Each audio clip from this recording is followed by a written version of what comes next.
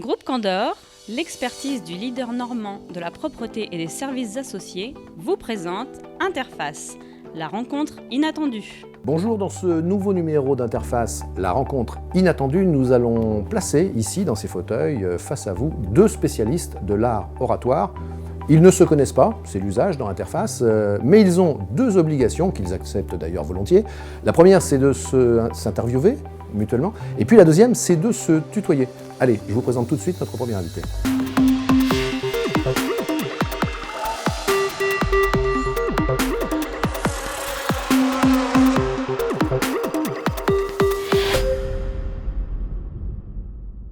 Premier invité donc avec nous en plateau, Arnaud de Saint-Rémy. Bonjour. Bonjour. Bienvenue dans Interface, la rencontre inattendue. Ça vous plaît de participer à ce programme? Ah mais vous allez me dire si ça ne vous plaisait pas, vous ne seriez pas venu. Ah mais ça c'est certain. Bon alors, soyons sérieux 2 secondes. Vous êtes avocat, vous êtes spécialisé en droit pénal général, en droit pénal des affaires, en droit de la presse. Vous êtes également ex-bâtonnier. C'était il n'y a pas longtemps, hein. Vous étiez encore bâtonnier de l'Ordre des avocats. Vous êtes également ancien président de la conférence régionale des bâtonniers de Normandie. Tout à fait. Et vous êtes membre du conseil de l'Ordre des avocats au barreau de Rouen. Arnaud de Saint-Rémy, bienvenue dans la rencontre inattendue. On accueille notre deuxième invité. Marine Caron vient de nous rejoindre. Bonjour. Bonjour Sylvain. Marine, vous êtes, pour ceux qui ne vous connaîtraient pas, vous êtes conseillère départementale déléguée en charge du personnel et des ressources humaines. Vous êtes, entre autres, la benjamine de l'Assemblée départementale de Seine-Maritime. Vous êtes également une femme entrepreneur. Vous avez fondé votre propre activité dans la formation et le coaching. Vous êtes également professeur en art oratoire. Et ça tombe bien, il va falloir s'exprimer correctement et longuement. Et vous êtes, c'est un peu plus anecdotique, mais quand même, réserviste citoyenne de l'armée de terre. Bienvenue à vous, face à Arnaud de Saint-Rémy, dans la rencontre inattendue. Interface, c'est maintenant. Traditionnellement, dans ce rendez-vous, une fois que nos deux invités sont installés confortablement dans ces fauteuils en cuir, ça va, on est bien ? Très bien. Très bien. Très confortablement. Eh bien, je les laisse démarrer et je leur demande quelle est la question qu'ils auraient envie de se poser. Allez, honneur à Marine. Moi, je veux bien commencer pour cette première question, Arnaud. Et je vais faire du coup un lien avec ce que Sylvain évoquait juste avant, le fait que je sois professeur d'art oratoire. Puisque lors du premier cours avec mes élèves, j'ai toujours l'habitude de leur demander de se présenter et je leur pose une question et je leur demande 2 choses. De nous partager un rêve et une peur, et j'aimerais bien te retourner cette question. Un rêve et une peur. Mon rêve, ce serait que la paix dans le monde soit davantage présente, parce que ça, on assiste quand même à des conflits armés très importants. Je pense notamment au Yémen, à la Syrie, évidemment. Et ma peur, c'est un peu en lien, parce qu'en réalité, c'est le montée des nationalismes, la montée des extrêmes. Et on assiste dans des pays qui, traditionnellement, sont plutôt tournés vers l'humanisme, auquel je suis particulièrement attaché, à des montées très inquiétantes. Je pense à la Hongrie, avec Viktor Orban, Erdogan en Turquie, Madura, ou encore Brésil, Bolsonaro, et plus récemment encore le Québec avec l'Ego, où il y a vraiment des montées antisémites, xénophobes, et on voit un certain nombre de dérapages, là encore récemment, et moi ça me fait peur. Chez nous aussi en France récemment, ça a appelé justement une grande manifestation, une grande marche solidaire. Ouais, j'ai participé évidemment à cette marche solidaire parce qu'à ce rassemblement, il y avait vraiment énormément de monde. J'étais très très content de voir qu'il y ait quand même des gens qui soient très impliqués là-dessus. Et je ne sais pas quel regard toi tu portes en tant que jeune politique sur ces montées-là et comment ton engagement de jeune politique permettrait de couper court à ces tendances qui sont de plus en plus présentes. C'est très difficile et je ne pense pas avoir la réponse parfaite à apporter, mais c'est être au contact des gens, expliquer nos valeurs, notre engagement qui peut amener à essayer de faire changer les mentalités, mais en tout cas ne jamais lâcher ce combat et je le partage totalement. Ça peut faire partie et ça fait partie des peurs qu'on peut avoir pour notre monde et pour l'avenir de nos sociétés, de se dire qu'on a des valeurs qui sont aussi les valeurs et qui font la richesse de la France et que c'est à nous de les défendre et de les porter. Et en tant qu'élu, en tant que personnalité publique, si on n'en est pas les premiers ambassadeurs, qui le sera? C'est la question. Justement, j'avais une question à te poser en faisant cette interface et merci à Sylvain de nous réunir. C'est toi qui es jeune politique, toi qui vois aussi quelle image les politiques ont dans l'opinion publique d'une manière générale, qu'est-ce qui a fait que tu as voulu t'engager? Parce que c'est quand même une image extrêmement détériorée, hein. Il y a des affaires politico-financières. Et donc, comment peut-on, étant jeune, plutôt que de se tourner vers des activités professionnelles, commerciales, développer un business, s'engager en politique? C'est exactement ça, parce que moi je me suis engagée au son des tous pourris, tous les mêmes, avec la volonté de montrer qu'on pouvait faire les choses différemment. Alors je ne sais pas si je le fais, mais en tout cas j'essaye au quotidien. Avec cette volonté d'apprendre toujours plus, d'aller à la rencontre, de faire ce que je pense les gens attendent aujourd'hui, c'est-à-dire davantage de proximité, davantage de partage, davantage d'écoute. Et donc du coup c'est un peu ça qui m'a motivée. Alors au-delà d'une opportunité, d'une rencontre, des valeurs qui sont les miennes, c'est vraiment dans cette dimension-là, parce que quand les premières fois où je me suis engagée, je me retrouvais sur les marchés à devoir expliquer le projet que je défendais, et les gens qui me disaient « Ah mais de toute manière, ça ne nous intéresse pas, notre carte d'électeur on l'a déchirée ». Donc forcément ça interpelle, et quand on est jeune on se dit « Mais c'est la démocratie, c'est notre pays qu'on porte et qu'on défend, donc on ne peut pas laisser passer ce message-là ». Et donc du coup c'est dans cette volonté de un peu prouver le contraire et d'agir en faveur du coup de l'image de la politique, d'une politique locale, sincère, intègre, que je l'ai fait. Mais c'est pas facile, je dis pas que c'est facile, au contraire. Et justement, comment faire sa place quand on est une femme jeune face à des vieux briscards qui veulent parfois garder le pouvoir au maximum, faire un cumul des mandats, ce qui moi me morifie le plus au point. C'est simple, avec détermination, avec engagement, avec persévérance, et avec passion. C'est comme ça que je détermine mon engagement de manière générale en politique. Ces termes-là, c'est vraiment le cœur de qui je suis et de comment je vis les choses. J'avais vu que sur un de tes portraits, d'ailleurs tu avais une phrase que j'affectionne tout particulièrement, c'était « Là où il y a une volonté, il y a un chemin ». Ouais. C'est une phrase de Churchill. Churchill, tout à fait. Ah bah, si tu as le dessin de Churchill, tous mes vœux t'accompagnent. Bah, c'est très gentil. Moi, j'avais une volonté de vous réunir tous les deux, c'est fait. Et on s'aperçoit qu'il y a un chemin.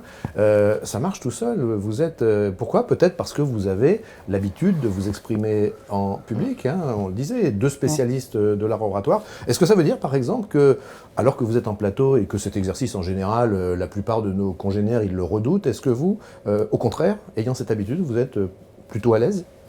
Là, tout de suite? Moi, à titre personnel, je suis à l'aise, très à l'aise, partout. Je crois qu'il n'y a rien de plus compliqué que de prendre la parole devant un jury populaire en cour d'assises. C'est extrêmement compliqué. Moi, pareil. En fait, c'est beaucoup vivre ça comme du stress. Moi, quand je donne des cours d'art oratoire, je dis toujours que le stress, il faut le transformer en énergie positive. Et donc, du coup, en fait, c'est que du bonheur à chaque fois de pouvoir échanger. Mais je me permets, Sylvain, de dire, au-delà de la forme, qui est importante, le fond est extrêmement important. Ce qui se conçoit bien s'énonce clairement. Et donc, si on n'a pas un message à faire passer, ça n'a aucun espèce d'intérêt. Et donc, ce qui est très intéressant dans l'art oratoire, et c'est une question que j'aimerais te poser, c'est comment à la fois faire passer des idées, de la manière la plus claire qui soit, mais la plus intelligente qui soit, c'est-à-dire avec un vrai fond. C'est... En fait, moi, quand j'en échange avec les élèves ou en formation, je leur dis mobilisez votre partie de droite et votre partie de gauche de votre cerveau. Faites travailler le fond et faites travailler la forme. Parce que c'est l'ensemble qui fera que vous allez travailler un discours à la fois... on va pas refaire Aristote, Cicéron, les grands retours sur la rhétorique et l'éloquence. Voilà. Encore qu'il y a les fondamentaux qui sont tout à fait, mais c'est à partir de ces fondamentaux-là qu'on crée l'ensemble. Et voir une personne, moi, c'est là où en tout cas je prends le plus de plaisir. Quand je rencontre quelqu'un qui me dit je suis complètement bloqué, j'arrive pas à parler, je suis immobilisée par le stress, par la peur, par la crainte du ridicule, par les tics qui se déclenchent, et qu'au fur et à mesure d'1 ou 2 ou 3 heures, on voit la personne qui prend confiance, qui se libère et qui prend du plaisir, parce que moi c'est ce que je veux amener les gens à prendre du plaisir à s'exprimer en public. Ça c'est quelque chose qui est réjouissant et qui est satisfaisant, parce qu'on se dit on a réussi à aider quelqu'un. Et c'est quelque chose que je rebondis dessus parce que moi je le vis au travers de l'oratoire, mais tu dois le vivre au travers des plaidoiries que tu fais. Moi, j'ai un parcours de juriste aussi, j'ai fait du droit. Je me suis posé la question à un moment donné de devenir avocate. Et finalement, la vie m'a emmenée vers d'autres chemins. Mais c'est quelque chose que j'aurais énormément aimé. Et j'aimerais savoir, toi, qu'est-ce qui t'a poussé en fait à à faire le choix d'embrasser cette carrière d'avocat, et d'avocat qui plaide, parce que tous les avocats ne plaident pas. Exactement, oui. Alors la première qui m'a poussé à devenir avocat, c'est ma mère, qui était l'une des premières avocates du barreau de Rouen, et je l'ai suivie, tout jeune gamin, au palais, et j'ai compris comme c'était extrêmement important de pouvoir traduire la pensée, la position, la défense d'une personne qui ne peut pas s'exprimer. Il y a un décorum, la justice, c'est quelque chose de très impressionnant. Quand on est en audience et qu'on interroge une personne qui est mise en cause ou victime, parce que la position est la même, et la parole d'une victime, c'est quelque chose d'extrêmement compliqué à pouvoir libérer, celui qui va être le vecteur de cette transmission de pensée, eh bien, c'est l'avocat, et qui parle pour. Et donc transmettre au juge qui va ensuite décider, coupable, non coupable, si coupable, quelle est la peine, indemnisation en fonction de la qualité de la victime, c'est l'avocat. Donc il y a d'abord un travail de traduction de la pensée, d'expression de la pensée, et c'est ça qui, je trouve absolument extraordinaire dans le métier d'avocat. Et à chaque fois, il y a le même plaisir avant de plaider. Ah, mais c'est évidemment un stress extraordinaire, mais il y a un plaisir fabuleux quand on commence, quand on est de bout en bout. Alors j'espère que tout le monde m'écoute quand on va. J'espère que les auditeurs m'écoutent. Mais quand on a déjà vécu, j'ai vécu à Rouen la reconstitution de procès par exemple. Oui, alors et c'est vrai que c'est des moments. Je suis ravi, enchanté, parce que ça me permet d'évoquer le fait que ma fille qui fait du théâtre, qui écrit des pièces de théâtre, qui est autrice. Maintenant, on peut le dire. L'Académie française a dit officiellement qu'on pouvait dire autrice. Elle a écrit la pièce de théâtre reconstituant le procès d'André Vittel en 1939. Et donc, on l'a joué à l'occasion de la Nuit du droit l'année dernière, en octobre de l'année dernière. C'était un grand succès. Il y avait, je crois, quelque chose comme 300-400 personnes devant les si je peux intervenir à ce stade, pour avoir assisté à ce spectacle, c'était un beau spectacle. C'était bluffant d'ailleurs de voir tous ces acteurs improvisés, acteurs d'un soir, qui nous ont fait rentrer d'une manière aussi forte dans l'histoire. On avait des avocats qui jouaient un certain nombre de participants, mais on avait surtout notre président du tribunal de grande instance qui jouait le président de la cour d'assises, et le procureur de la République qui jouait l'avocat général, qui requiert pour la première fois de sa vie la peine de mort, ce qui est aujourd'hui terminé. Bien sûr. Sur le plateau de Interface, la rencontre inattendue, jusqu'à présent, on a reçu davantage des couples d'hommes. C'est-à-dire qu'à ma gauche et à ma droite, il y avait 2 hommes. Là, on va essayer de féminiser un peu plus. C'est pas toujours facile d'ailleurs, parce que vous êtes notamment dans des professions qui restent assez fortement masculinisées. Bref, autour de moi, j'ai un homme, une femme, et je vous laisse poursuivre la suite. Alors, Marine, précisément, est-ce que la qualité que tu as, ta féminité est pour toi une qualité dans l'exercice professionnel quel est le tien? Alors ça a été un tout petit peu évoqué. C'est vrai que de prime abord, ça pourrait plus être une difficulté dans un monde qui est très masculin, dans un monde politique très masculinisé. Moi, j'en fais une force. Et je revendique justement cette féminité. Je ne suis pas forcément une question de féminisme, mais en tout cas, c'est une question de féminité. Je pense que c'est le bon terme. Parce que c'est la personne que je suis, c'est aussi ce qui fait mon trait de caractère, c'est ma capacité à peut-être avoir une empathie particulière, à avoir un relationnel différent. Mais en tout cas, je le vis comme une force et certainement pas comme une difficulté. Et je pense qu'il est important de pouvoir le ressentir de cette manière-là, et c'est en tout cas ce que j'essaie de véhiculer. Donc j'en suis vraiment assez fière d'être une femme, d'être arrivée là où j'en suis aujourd'hui, et ça me permet de rebondir un petit peu et te dire que j'ai suivi que tu avais dernièrement, je crois, pris le porte-parole de cause, et on t'a vu le mégaphone à la main, et donc d'être l'homme emblématique d'une cause. Mais est-ce que tu peux peut-être expliquer, parce que moi j'ai pas forcément tout. Alors oui, tu évoques la loi justice. Effectivement, la profession a été extrêmement préoccupée par la loi justice telle qu'elle a été votée finalement le 18 février dernier à l'Assemblée nationale après le débat parlementaire. Dans le sens de l'accès au droit et à la justice, et notamment dans les territoires. Nous avons une crainte, on nous prévient que non, pas du tout, mais nous avons une crainte très très sérieuse qu'il va y avoir des déserts judiciaires à l'occasion de la spécialisation des juridictions. Alors, sans rentrer vraiment dans le détail, il faut savoir qu'il y a un certain nombre de tribunaux qui vont avoir des contentieux spécialisés. Lesquels seront-ils, on ne le sait pas encore. Et nous sommes des fervents défenseurs de la justice de proximité, et nous craignons en fait que la justice soit ainsi un peu mise à mal à l'occasion de ce projet de loi. Alors c'est vrai que j'étais un peu, non pas la diva ni l'icône derrière mon mégaphone, mais j'ai été parmi bien d'autres, pas le seul, des confrères et des consoeurs étaient très très mobilisés. Nous sommes dans un barreau qui a été extrêmement présent et fer de lance, une mobilisation importante auprès des pouvoirs publics, ce qui a pu à la marge faire modifier un certain nombre de choses, mais pas complètement malheureusement. Et au-delà de tout ça, est-ce que, enfin, de tout ça, de ta profession et de ton rôle d'avocat et de toutes ces actions et sujets pour lesquels tu as milité, est-ce que tu peux me confier quelque chose de plus personnel, une passion ou, Alors au-delà, oui, très volontiers, je peux confier deux passions. La première, c'est le sport, indiscutablement. Je mets en pratique l'adage de Juvénal qui est mens sana in corpore sano, ça veut dire l'esprit sain dans un corps sain. Je pense qu'il est absolument impératif de faire du sport. C'est un excellent médicament pour plein de choses. D'abord, ça permet d'avoir une silhouette avantageuse. Quoi comme sport, du coup?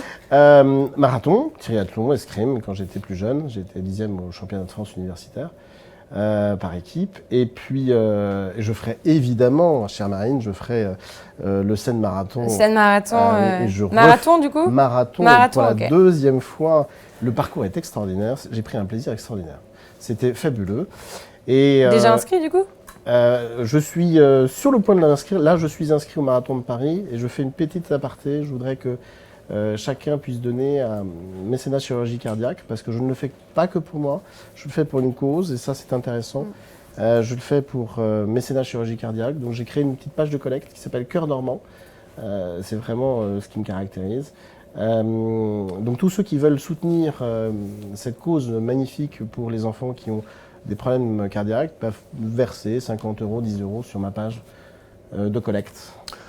Vous voyez dans l'interface la rencontre inattendue,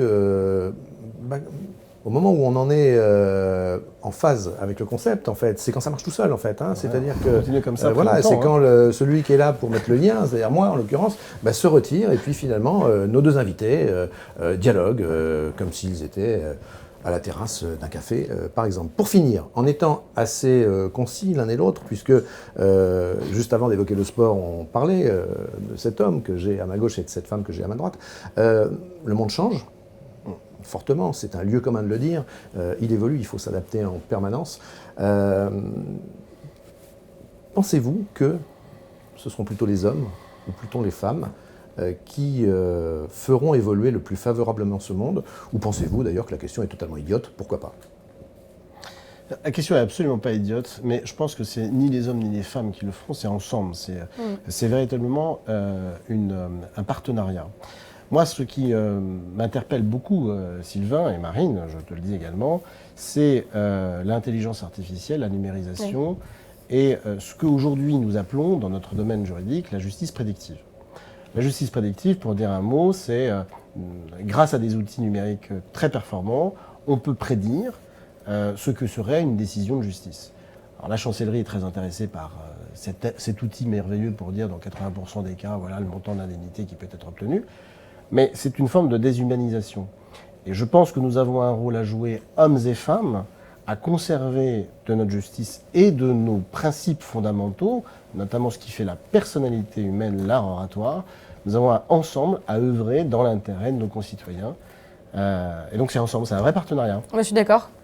C'est pas la femme ou l'homme ou les femmes ou les hommes qui ont apporté l'avenir de notre société, mais c'est en effet cette question de partenariat, d'avancer ensemble. Tu parles de ce côté qui t'interroge sur la justice, tu dis? Prédictive. Prédictive. Si on va encore plus loin, il y a aussi, moi je trouve la question du transhumanisme qui doit nous interroger. Mais dans tous les cas, si on veut porter des combats pour nos territoires, pour les gens qui l'habitent, c'est ensemble qu'il faut le faire. Et c'est pas non plus une question de jeunes ou de moins jeunes, c'est une question vraiment de le faire ensemble, la main dans la main. La grande frustration qu'on a dans ce programme, c'est que c'est au moment où on conclut que finalement c'est peut-être là que les choses commenceraient à être encore plus intéressantes. Mais finalement, Interface, la rencontre inattendue, nous permet de découvrir un peu plus de chacun et d'une manière peut-être un peu plus dynamique que si je passais un quart d'heure ou 20 minutes avec l'un d'entre vous seul. Merci beaucoup Marine Caron, merci beaucoup Arnaud de Saint-Rémy d'avoir joué le jeu de ce format un peu original et on a hâte de savoir qui seront les prochains. Mais vous pouvez aussi me suggérer des idées, pourquoi pas. Avec plaisir. À bientôt sur PMT.